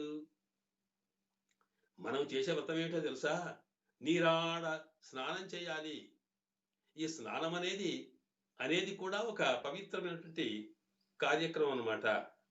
అందువల్ల మార్గశిర మాసంలో ధనుస్ సంక్రమణలో చేసేటువంటి స్నానం వల్ల సకల పాపాలు నివృత్తి అయి పరమాత్మ యొక్క అనుగ్రహం కలుగుతోంది అని ధర్మశాస్త్రాలు చెబుతాయి. అలాగే మాఘ స్నానాలు, అలాగే కొన్ని ప్రత్యేకమైన సంక్రమణలో కలిగేటువంటి స్నానాలలాగే ఇక్కడ కూడా స్నానం చేద్దాం రండి అన్నారు. ఈ స్నానం చేయడం కోసం అంటే అందుకొరకే ఈ స్నానం చేసే వ్రతంగా చెప్పుకోవడం జరిగింది దీన్ని. అందువల్ల అందరికి తెలుస్తుంది, ఇదిగో మనం వెళ్ళి స్వామిని కలిసి యమునా నదిలో స్నానం చేసి రావాలి కదా, కనుక రండి అలాంటి ముహూర్తం చేరింది అని అంటూ తాను మది నల్ల నీరాడ పొదు వీరు పొదిమిను నేరు సిరుమల్హుమాయప్పాడి సెలవచ్చిరు మీరుహాల్. ఈ పిలిచేటప్పుడు ఆ రమ్మని పిలిచేటప్పుడు సాధారణంగా ఇక్కడ మనకు ఒక లౌకికమైనటువంటి పద్ధతిని అంటే మనకు నేర్పుతున్నది మన తల్లి. ఎక్కడైనా మన ఇంట్లో ఒక వ్రతం పెట్టుకున్నాం అనుకోండి, లేదా ఒక శుభకార్యం జరుగుతుంది అనుకోండి. ఆ శుభకార్యానికి రమ్మని మన బంధువులని, ఆప్తులని, మిత్రులని పిలుస్తామే, ఎట్లా పిలిస్తే వస్తారు, ఎలా ఆహ్వానించాలి, ఇది కూడా మనకు ఆండాళ్ళ తల్లి నేర్పుతుంది. ఇక్కడ పిలిచేటప్పుడు ఎమండి రండి చెప్పడం కాదట, వాళ్ళ మనసును దోచుకుని ఆ మనసుకు ఆనందం కలగచేసి ఆ ఆనందము ద్వారా తప్పకుండా ఇక్కడికి వెళ్ళాలి అనేటువంటి ఒక భావన వాళ్ళలో కలిగేట్టుగా ఈ ఆహ్వానించే వారి యొక్క ప్రవర్తన, మాటలు ఉండాలట. అలాంటి ఆచరణ ఇక్కడ చూపిస్తూ ఉన్నది. అందులో సామాన్యంగా లోకంలో ఉండేటువంటి ఏ వ్రతాలైనా ఏదైనా పనులుంటే వస్తారేమో కానీ సాక్షాత్తుగా సర్వేశ్వరుడి గురించి రండి అంటే వచ్చేవాళ్ళు చాలా తక్కువ. పరమాత్మ విషయంలో మనకు భౌతికమైనటువంటి ప్రపంచంలో ఉండేటువంటి, సంసారంలో ఉండేటువంటి, సామాజికంగా ఉండేటువంటి వ్యవహారాల్లో ఎంతటి ప్రేమ ఉంటుందో, ఎంతటి ఒక పట్టుదల ఉంటుందో, అంత పట్టుదల పరమాత్మ విషయంలో ఎక్కువగా ఉండదు. కనుక వాళ్ళు ఎలాగైనా సరే ఇందులోకి వచ్చేట్టుగా చేయాలి. కనుక సామాన్యంగా పరమాత్మను ఇష్టపడేవాళ్ళు, భగవతత్వాన్ని ఆధ్యాత్మిక రంగంలో ఉండేవాళ్ళు కాకుండా సామాన్యులు కూడా ఈ వ్రతంలోకి చేరుకొని భగవత్కృప పాత్రలు కావడానికి ఎలా ఆహ్వానిస్తే, ఎలా పిలిస్తే రాగలుగుతారో అది ఇక్కడ మనం చూపుతుంది తల్లి. గోపికలన్నీ పిలిచి, ఇదిగో రండి, సీరుమల్హు ఎవరుగాత నీరాడ పోదు వీరు పోదిమిను నీరుజయీర్ సీరుమల్హుమ అయ్యప్పాడి సెల్వచ్చిరి మీరుహా సీరుమల్హుమ్ అయ్యప్పాడి సెల్వచ్చిరి మీరుహా నీరుజయీర్ నీరాడ పోదు వీర్ పోదిమిను. అమ్మా, నిజంగా మీరు ఎంత అదృష్టవంతులు, మీ ఊరు ఎంత గొప్పది, ఆహా మీరెంత శ్రీమంతులు, ఎంత బుద్ధిమంతులు, నిజంగా మిమ్మల్ని చూస్తేనే నాకు అనిపిస్తూ ఉంది మీ అదృష్టం. కనుక మీరు ఒకసారి ఇందులోకి రాగలుగుతారా, రండి అని పిలుస్తూ ఉన్నది. అంటే సామాన్యంగా ఒక వ్యక్తికి సంతోషం కావాలనుకున్నప్పుడు దానికి రెండు మార్గాలు. ఒకటి, తాను పుట్టిన ఊరేదో దాని గురించి వైభవం చెప్పడం. జనని జన్మభూమిశ్చ స్వర్గాదపి గరీయసి అన్నారే పెద్దలు. ఎవరండి మీద పల్లె, ఓహో మాది అదే ఊరు అంటే ఆ ఊరి యొక్క ఆత్మీయతను దృష్టిలో పెట్టుకొని ఒకరికో పరస్పరం కలిసే అవకాశం ఎలాంటిదో అలాగే ఇక్కడ ఏం చెప్తుంది, సిరుమల్హుం ఆయప్పాడి సెలవచ్చిరి మీరుగా నీరు చెయ్యి. వాళ్ళకి 3 రకాల గుణాలు చూపిస్తున్నారు. అమ్మా మీరు ఎంత అదృష్టవంతులో, మీ ఊరు సీరుమల్లుహుం ఆయప్పాడి. ఆయప్పాడి అంటే గొల్లపల్లె, రేపల్లె. అందులో ఇది సామాన్యమైనటువంటి పల్లె లాంటిది కాదు. సీరుమల్లుహుం, అబ్బో ఎంత పాడి పంటలు, ఎంత సంపత్తు, ఎప్పుడు ఏది కరువే లేదు, నిజంగా కూడా అంత గొప్ప ఊరు మీది అని ఆ వారు ఉన్నటువంటి స్థితిని గౌరవించి జన్మ భూమిని తాను మెచ్చుకున్నది. అది వాళ్ళకి ఆనందం కలిగిందట. నిజంగా మీరు అదృష్టవంతులు. సీరుమల్లుహుం అక్కడనట ఆ సంపత్తు కలగడానికి కారణం ఏంటి మరి అంటే కృష్ణుడు అవతరించాడు గనక. ఎంతో తపస్సు చేసి దేవకి వసుదేవులు కృష్ణ భగవానుని తమ కుమారుడిగా పొందితే ఒక్క నిమిషం కూడా ఉండకుండా ఆయన చక్కగా గొల్లపల్లికి వెళ్ళాడే, నిజంగా వాళ్ళ అదృష్టవంతులు కాదా? ఎప్పుడైతే కృష్ణుడు అక్కడ అడుగుపెట్టాడో అక్కడి నుంచి వాళ్ళకు కావలసినంత వర్షాలు, కావాల్సిన పాడి పంటలు, కావాల్సినంత మరి పాలు పెరుగు, అబ్బో అద్భుతంగా జరిగిందట. కనుక సీరుమల్హుం ఇది కృష్ణతత్వం వల్ల కలిగింది. అట్లా కాకుండా ఆ ఆ ఊరు పరమపదం కన్నా గొప్పదట. వైకుంఠనాథుడే సాక్షాత్తుగా కృష్ణుడై వచ్చాడు అక్కడికి. ఆ పరమపదంలో సర్వేశ్వరునిక కళ్యాణ గుణములన్నీ బయటపడవు. పరమాత్మ సామాన్యంగా బలహీనుని రక్షిస్తాడు, పరమాత్మ భక్తులకు సులభుడు అనే గుణాలున్నాయే. అక్కడ వైకుంఠంలో ఉన్న వాళ్ళకి ఏమిటండి, అక్కడ అందరూ కూడా శక్తివంతులే. కనుక రక్షణ చేయడం కోసం బలహీనుడు కనిపించాడు. ఇక్కడ అలా కాదు. అందువల్ల స్వామి యొక్క సౌలభ్యం, స్వామి యొక్క రక్షకత్వం, స్వామికొండ వాత్సల్యం, ఈ గుణములన్నీ కూడా ఇక్కడ అందులో కనిపిస్తున్నాయట. కనుక సీర్ మల్హుం, సీర్ అంటే కళ్యాణ గుణములు అని అర్థము, సీర్ అంటే సంపత్తు అని అర్థం. కనుక పరమాత్మ యొక్క దివ్య లీలలోని సంపత్తుతో ఆనందాన్ని అనుభవిస్తున్నటువంటి పల్లెలో మీరు పుట్టారే.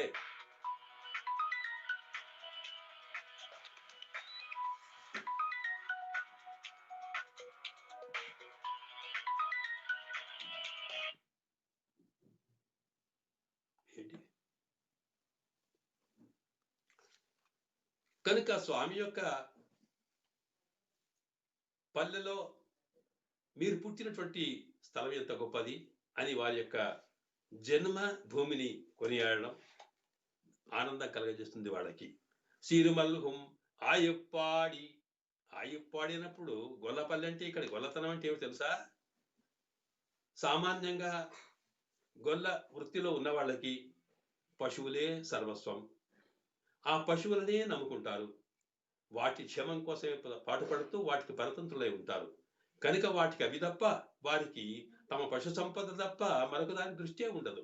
అలాగా వాటి కొరకే అంకితమైనటువంటి స్వభావం కలిగిన వాడు ఎలాంటి వారు, అలాగే పరమాత్మకే అంకితమై పరమాత్మ తప్ప మరొక భావన లేనటువంటి వాళ్ళంతా కూడా గొల్లతనం కలవారి అన్నమాట. అందువల్ల అలాగా కృష్ణ తత్వాన్ని అనుభవిస్తూ వాడికే అంకితమైనటువంటి మీరందరూ ఎంత గొప్పవాళ్ళో అని వారి యొక్క స్వభావాన్ని కొనియాడుతుంది. సిరుమల్హుం ఆయప్పాడి సెల్వచ్చిరుమీరుహాల్, సెల్వం మీకు గొప్ప సంపత్తు ఉందట. ఏమిటా సంపత్తు? ఆ సంపత్తు అనేది 2 రకాల ఉంటుంది అని మనకు తెలుసు.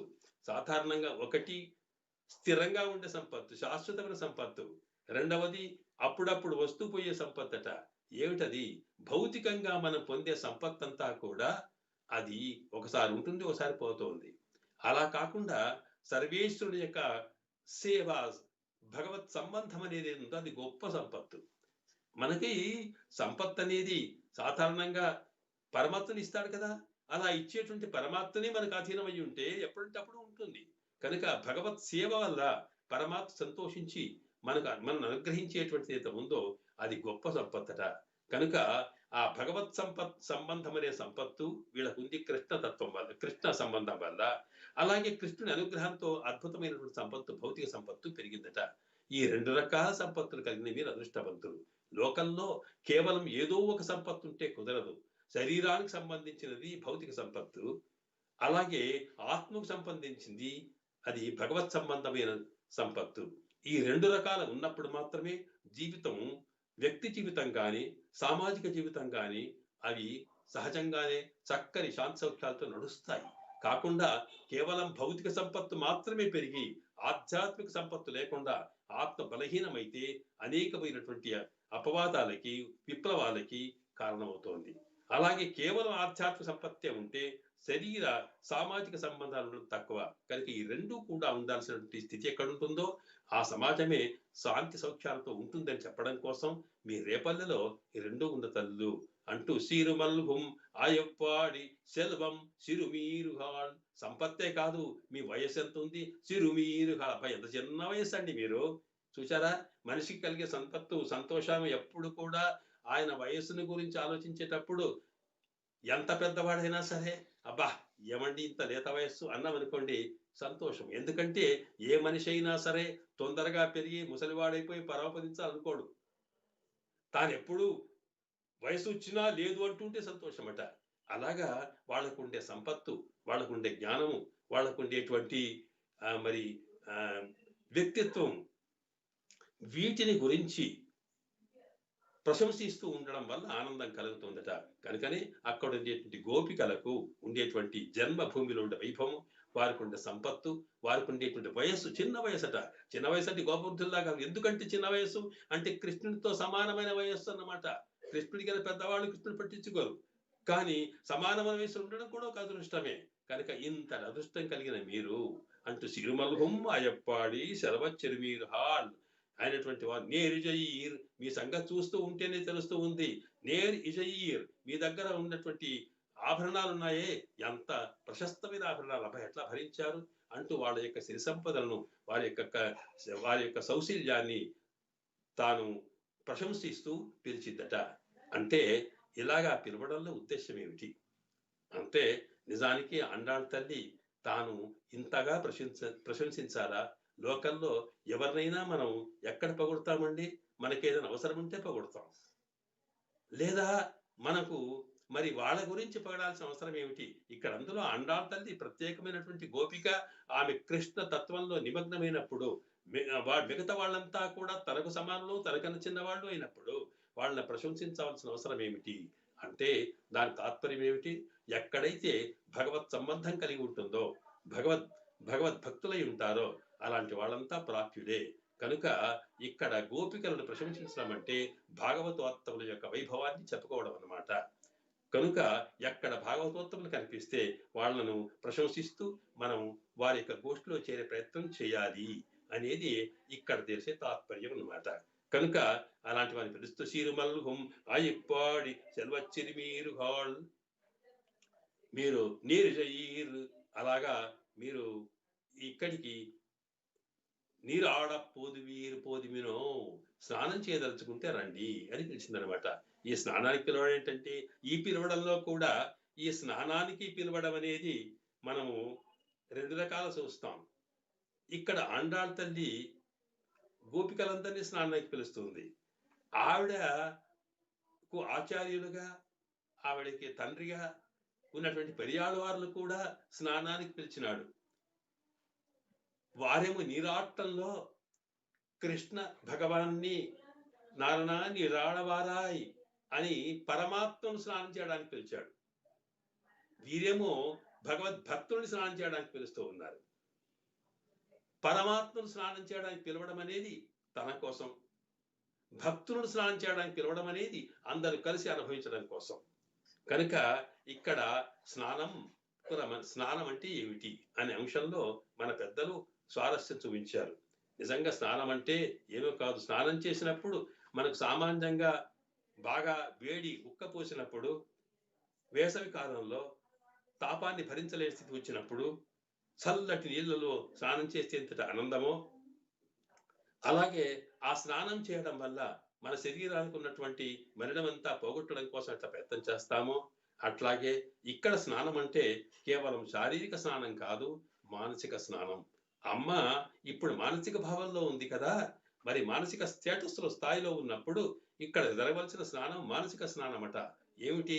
మనసులో శుద్ధమవడానికి ఏమిటి? పవిత్రానాం పవిత్రంయో మంగళానాంచ మంగళం అని పవిత్రమైనటువంటి పరమాత్మ యొక్క నామస్మరణ వల్ల మనసులో ఉండేటువంటి మలినాలన్నీ పోవడం అనేది జరుగుతుంది అని మునుముందు చెప్పబోతుంది ఆవిడ. అందుకొరకు మానసికమైన స్నానం చేయడం ఒకటి. అలాగే భగవత్ సంబంధం కలిగినప్పుడు సంసార తాపంలో ఉండి అనేక రకాల తాపత్రయాలతో బాధపడుతున్నటువంటి వ్యక్తులకి పరమాత్మ యొక్క చల్లని చూపులు కలిగినప్పుడు భగవద్గుణ అనుభవం వల్లనో, భగవత్ కైంకర్యం వల్లనో ఆ సంసార తాపాలని తొలగిపోయి ఆనందానుభవం కలుగుతోంది. కనుక ఇక్కడ మనం రండి అందరం కలిసి స్నానం చేద్దామంటే అర్థమేంటి? కృష్ణ సందర్శనం చేసుకుని కృష్ణ సంబంధంలో ఆయనతో కళ్యాణ గణములు లభిస్తూనే ఆయన కైంకర్యంలో ఆనందాన్ని పొందాం రండి అని పిలవడం అనమాట. కనుక కృష్ణ సంశ్లేష, ఆత్మకి పరమాత్మతో సంబంధం కలగడమే ఆనందాన్ని కలగచేసే రూపమైన స్నానం అన్నమాట. కనుక ఇక్కడ స్నానవ్రతం అంటే భగవత్ సంబంధం కలిగి భగవద్గుణానుభవంతో తన్మయమైపోయి సకల విధముల పునీతలమైపోయి ఆనందానుభవం చేయడమే ఇక్కడ స్నానానికి లక్షణం అనమాట. కనుక అటువంటి స్నానాన్ని చేద్దాం తమ్మని పిలిచారన్నమాట. ఇక్కడ దీనివల్ల ఏం తెలుస్తూ ఉన్నది అంటే, ఈ పాశనంలో చెప్పడం బట్టి మనం ఈ తిరుప్పావై వ్రతాన్ని చేయడం వల్ల, లేదా తిరుప్పావై దివ్య ప్రబంధాన్ని సేవించడం వల్ల మనం పొందగలిగే ఫలితం స్నానం చేయడమే. అంటే రోజు అమ్మ చెప్పినటువంటి పాటలని లేక పాశరాల యొక్క దివ్య తత్వాన్ని అనుభవిస్తూ ఒక గంట సేపు అయినా సరే మనం మనను మాత్రం మరిచిపోయి మన ఆత్మ పరమాత్మతో లీనమైనటువంటి స్థితిలో అనుభవించడమే ఇక్కడ స్నానం అన్నమాట. కనుక తిరుప్పావై వ్రతంలో మనం చేసేటువంటి సామాన్యమైనటువంటి పూజల కన్నా ప్రధానంగా ఒకసారి మానసికంగా సర్వేశ్వరునితో సంబంధం ఆత్మను కలపగలిగేటువంటి స్థితి కలగడం ముఖ్యం. అందువల్లే మన ప్రవచనాల్లో ప్రధానమైన అంశం ఉన్న గంట సేపైనా సరే అందులో అర్థాల కన్నా ప్రధానంగా ఉన్నంతసేపు మనం తన్మయమైపోయి కృష్ణ తత్వంలో మనం లీనమైపోయి ఒక్కసారి సంసార సందర్భాల నుంచి దూరంగా వెళ్ళి మానసికంగా పరమాత్మ యొక్క అనుభవాన్ని అనుభవించడం కోసం చేసే ప్రయత్నమే ఈ ప్రవచనంలో ఉండే ముఖ్యాంశం. కనుక అందరినీ పిలుస్తూ ఉందన్నమాట. సాధారణంగా మన భారతీయ సంస్కృతిలో ఉండే లక్షణం అది. మనం ఏది చేసుకున్నా సరే 10 మంది ఇందులో పాల్గొనాలి, మనతో పాటు అందరూ బాగుపడాలి. ఏకస్వాదున భుంజీత అనే శాస్త్రం. ఏదైనా కమ్మటి వస్తువు ఉంటే, మధురమైన పదార్థం ఉంటే ఒకరు కాకుండా అందరం కలిసి అనుభవించాలని అని అన్నట్టుగానే భగవత్ సంబంధం అనేటువంటిది, భగవద్ అనుభవం అనేటిది అందరు కలిసి అనుభవించినప్పుడే గొప్పది. కనుక అందువల్ల ఎక్కడ కూడా అడియార్హల్ కుజాంగలై ఉడన్ కూడబదన్నుహలో అన్నారు నమ్మాళ్ళు వార్లు. స్వామి, నేను ఒక్కంతరి కాకుండా నీ దాసులతో కూడా కలిసి ఉండేటువంటి సందర్భం నాకు ఎప్పుడు వస్తుందో అని అడుగుతారు. మన పూర్వాచారులందరూ కూడా భాగవత గోష్ఠి ప్రధానంగా కోరుకున్నారు. కనుక అలాంటి కోరికను దృష్టిలో పెట్టుకొని ఇక్కడ అమ్మ అందరిని పిలిచిందట. అంటే అదిగో మనం అనుకున్నామే, అనుకున్నట్టుగా వ్రతానికి రమ్మని పిలవడం, యమున స్నానానికి పిలవడం అనే ఒక అర్థంతో పాటు కృష్ణ తత్వాన్ని అనుభవించడానికి రండి అని చెప్పడం అన్నమాట. ఇక్కడ 2 భాగాలు ఉన్నాయి.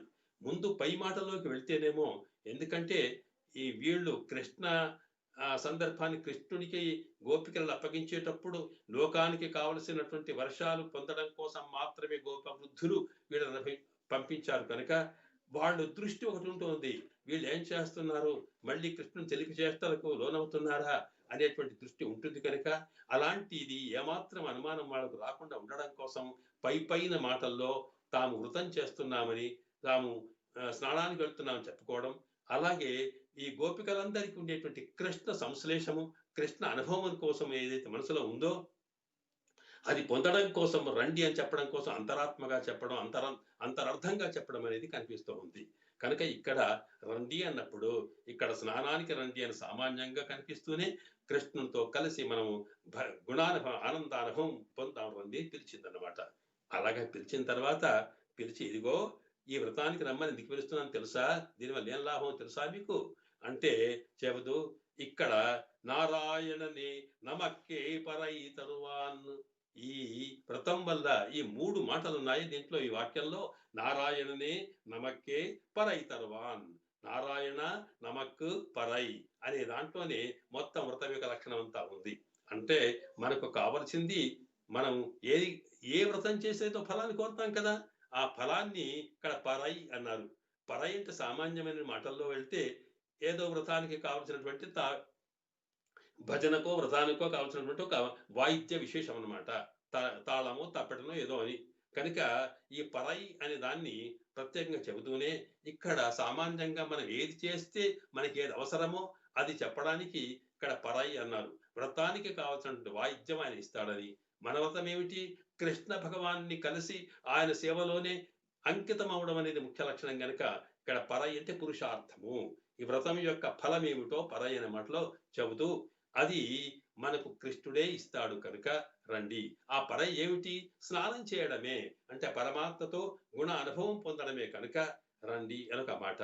అది ఇచ్చేవాడెవరు అంటే నారాయణుని, మనకు పొందింప చేసేవాడు. ఒక ఫలం కావాలని కోరుకున్నప్పుడు ఆ ఫలాన్ని పొందడానికి సాధనం కూడా కావాలి. ఏమిటి ఆ సాధనం, ఏమిటి ఆ ఉపాయం అంటే మనకు వేరే ఉపాయం లేదు. నారాయణుని, నారాయణుడే మనకిస్తాడు. అది ఎవరికిస్తాడు, నమక్కే, మనకే. అంటే మనకు పరమాత్మ తప్ప మనకు ఆధారం లేని వాళ్ళము. మనం ఏంటంటే అకించన అనన్యగతి శరణ్య అని, స్వామి నీవు తప్ప మాకు వేరే మార్గం లేదని, నీవే మాకు సర్వస్వం అనుకొని ప్రపత్తి చేసి, ఎందుకంటే పరమాత్మను పొందడానికి అనేకమైన మార్గాలు శాస్త్రాలు చెప్పాయి. కర్మయోగం, జ్ఞానయోగం, భక్తి యోగం, ఇలా ఎన్ని చెప్పినప్పటికీ కూడా ఆ మార్గాలన్నీ కూడా మన వల్ల ఏవి కావు. కనుక అవి కావనే అర్జునుడు తన విషాదాన్ని మరీ పెరుస్తూ ఉంటే, చిట్ట చివరికి సర్వధర్మాన్ని పరిత్యజ్యాని మామేకం శరణం వ్రజ అని కృష్ణ భగవాను చెప్పినట్టుగానే సర్వము చేయలేనటువంటి మనకు పరమాత్మ తప్ప మనకు అంశాలు లేరు. మనకు కావలసింది ఫలం పరమాత్మనే, పరమాత్మ అనుగ్రహమే, భగవత్ సేవనే. ఆ భగవత్ సేవ కావాలంటే ఎవరిస్తారు అంటే ఆ నారాయణుడే ఇస్తాడు. కనుక ప్రాప్యము, మనం పొందదగిన ఫలము అతడే, ప్రాపకము మనం పొందించేవాడతనే. కనుక అతని పొందాలనుకున్నప్పుడు ఏమిటి మనకు అధికారం అంటే పోరా నీరాడ పోదువీర్, మనం స్నానం చేయడానికి అన్నట్టు ఆయన దగ్గరికి పోవాలని ఇచ్చ ఉంటే చాలట. కనుక ఇచ్చ అని ఎందుకంటున్నామంటే కోరిక లేనిది ఏ ఫలం ఏ ప్రయత్నం చేయం మనం. కానీ సామాన్యంగా లోకంలో ఉండేటువంటి వాటి కొరకు కోరికలు ఉంటాయి, కానీ ఆ కోరికలు పరమాత్మ విషయంలో కోరిక కలగడం చాలా కష్టం. అందువల్ల నిజానికి ఆమె బలవంతించి మీ కోరిక ఉంటే, అంటే ఎవరెవరికి భగవత్ సంబంధం కావాలని కోరిక ఉంటుందో వాళ్ళంతా కూడా ఇందులో పాల్గొనాలి అని అంటూ తాను పిలిచిందట. అది ఇచ్చేవాడు ఆయన్ని అంటూ ఈ వ్రతానికి ముహూర్తం సమీపించింది కనుక ఆ ముహూర్తాన్ని పొందడానికి సిద్ధమైన వీరంతా కూడా మా నారాయణుడే మనకి ఇస్తాడు కనుక ఆ నారాయణుడి కృష్ణుడిగా ఈ లోకంలో అవతరించాడు. ఆ కృష్ణ పరమాత్మని పొందడం కోసం మనం వస్తామని నారాయణుని నమక్కే పరై తరువాన్ను. అందువల్ల ఆ నారాయణుని దగ్గరికి వెళ్ళి నారాయణతోటి ఫలం పొందుదాము రండి అని పిలిచింది. నారాయణుడా, ఆయన ఎక్కడున్నాడు అంటే నారాయణుడు ఎవరో కాదు, ఆయననే ఇక్కడ కృష్ణ రూపంలో వచ్చాడు.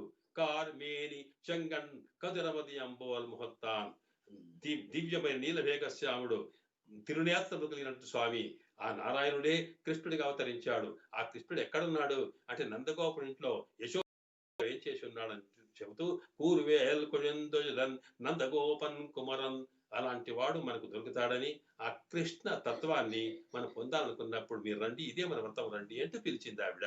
ఇందులో మనకు అద్భుతమైనటువంటి పరమాత్మ తత్వం అంతా ఆధ్యాత్మిక తత్వం అంతా ఉంది. ఇక్కడ నారాయణుడే కృష్ణుడు ఎట్లా అవుతాడు, అసలు నారాయణుడు అంటే ఎవరు, ఆ నారాయణ స్వరూపం మనకి ఎందుకు ఇస్తాడు, నారాయణుడే ఇస్తాడని ఎందుకంటున్నాడు అనే అంశాలని కూడా మనకు వివరించుకోవాలి కనుక అలాంటి వివరించుకోవడానికి మనకి ఇప్పుడు సమయం సరిపోవడం లేదు. మనం రేపటి కాలక్షేపంలో వాటిని వివరించుకొని మరొక పాఠశాలకు వెళ్ళే ప్రయత్నం చేస్తాం. మొత్తం మీద అమ్మ తాను ఈ వ్రతం అనేటువంటి దాంట్లోకి అందరూ వచ్చి పాల్గొని సామూహికంగా దాన్ని కృష్ణ అనుభవం పొందేట్టుగా ప్రయత్నం చేయడమే ఈ శ్రీవ్రతం యొక్క ముఖ్య లక్షణమని, అలాంటి అనుభవం ఇచ్చ కలవాళ్ళతో రావాలని, ఆ ఇచ్చ కలిగించేవాడు కూడా పరమాత్మనే, తానే లోపల ఉండి మత్త జ్ఞానం అపోహనంచ అన్నాడు కృష్ణ భగవానుడు.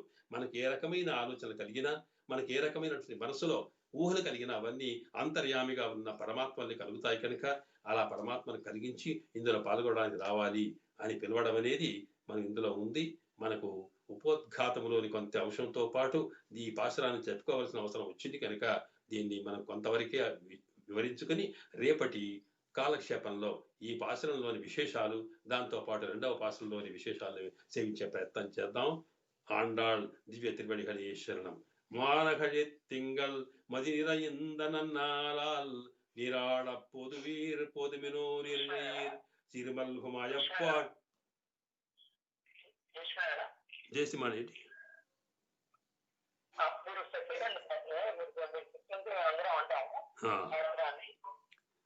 மார்கழி திங்கள் மதி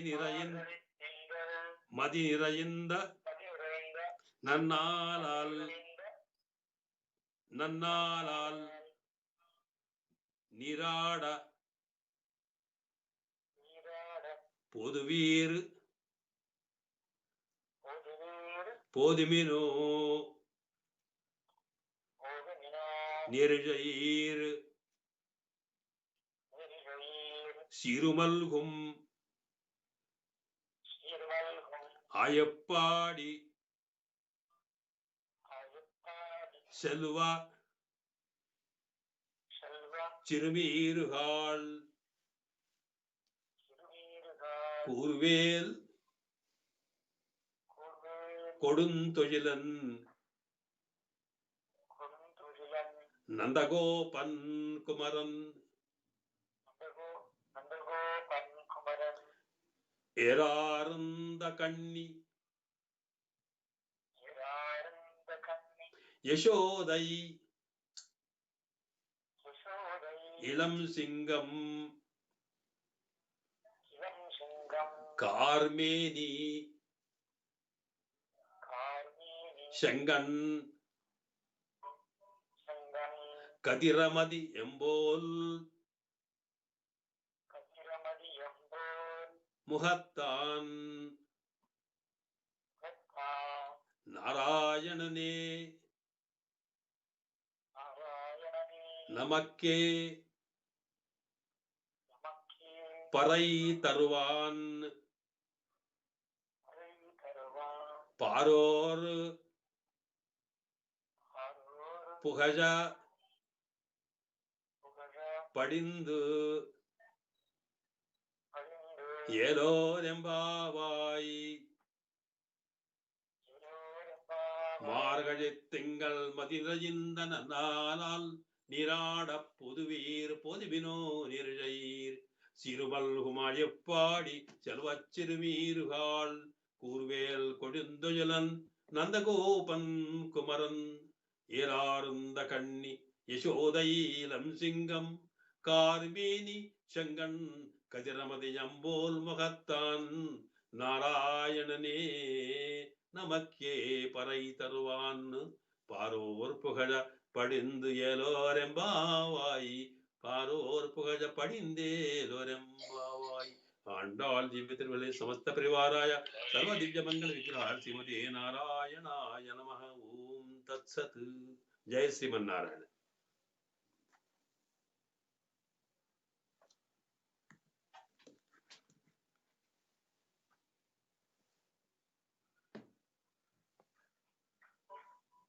నారాయణ చెప్పండి.